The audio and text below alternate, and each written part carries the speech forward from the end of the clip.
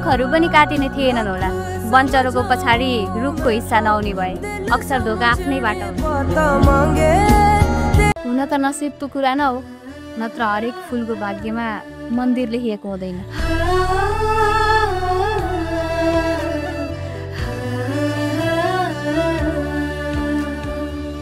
हरेक कुराको समय आउँछ, जस्तै तिमी आएपछि मेरो समय आयो।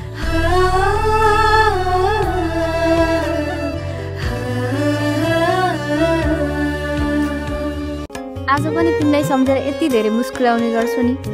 मुस्कुराउँदा मुस्कुराउँदै आँखाबाट आँसु झर्छ। तिमी झुट पनि यति मिठो बोल्थ्यौ नि, म आफै बर्बाद भएको थाहा पाएँ।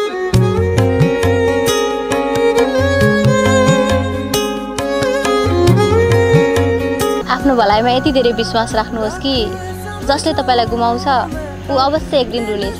राधे राधे।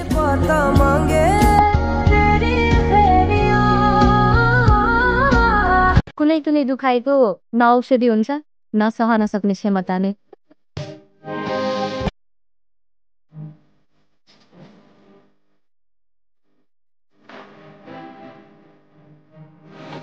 सपना देख्ने अधिकार त देऊ मलाई, तिमीमा मेरो अधिकार नभए पनि।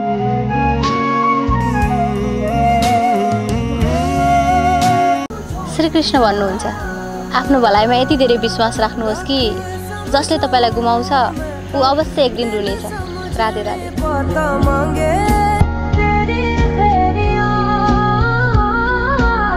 जति सक्छु गर मलाई गङ्गा, मैले पनि ब्याज सहित चुक्ता गर्न जानेकी छु।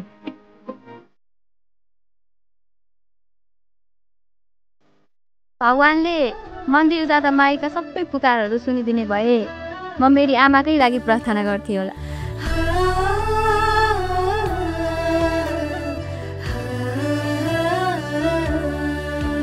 गल्ती हजारौँ गर्ने थिएँ होला यदि सजाय स्वरूप तिमी मिल्ने भए।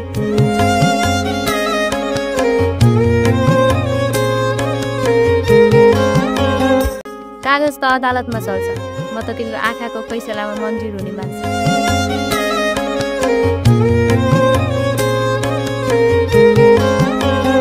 जिन्दगी यात्रा हो, गन्तव्यमा पुग्न मलाई नै छ र कसैले साथ दिएनन् भनेर गुनासो किन गर्नु।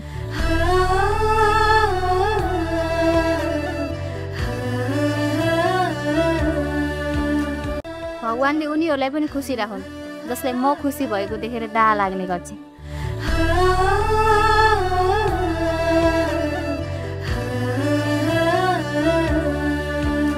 तिमीलाई पुरै पाउने आशमा आधा भएछु, खै थाहै भएन कहिले रुक्मणी र कृष्ण बीचको राधा भएछु।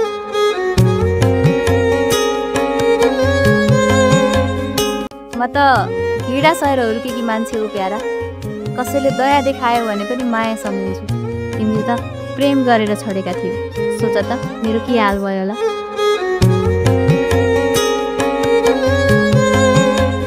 रोकिन तिमीलाई मबाट टाढा हुँदै गर्दा, किनकि मलाई राम्रोसँग थाहा छ आफ्नो हुनु र आफ्नो बनाउनु बिचको फरक।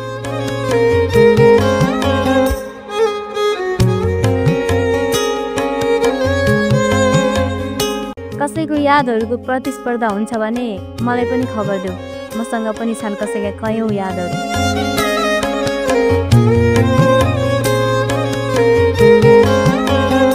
सबै कुरा सहनु जिन्दगीमा, गाली बेइज्जती र झुटो आरोप कहिले नसहनु, चाहे त्यो मान्छे जतिसुकै नजिकको किन नहोस्।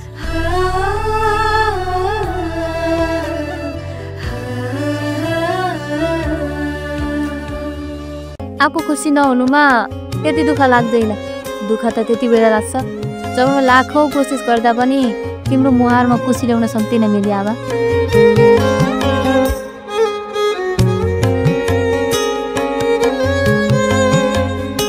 मान्छेहरू टुटेको हेर्न खुब मन पराउँछन्, चाहे त्यो आकाशको तारा होस् या मान्छेको मन।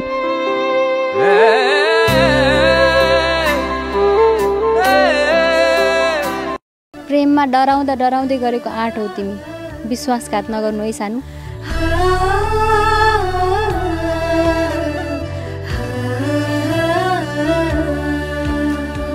छोरीको सिउँदो रङ्गाउन हतार नगर्नु है आमा, सिउँदो रङ्गिएका सबै छोरीहरूको जीवन रङ्गीन नहुन पनि सक्छ।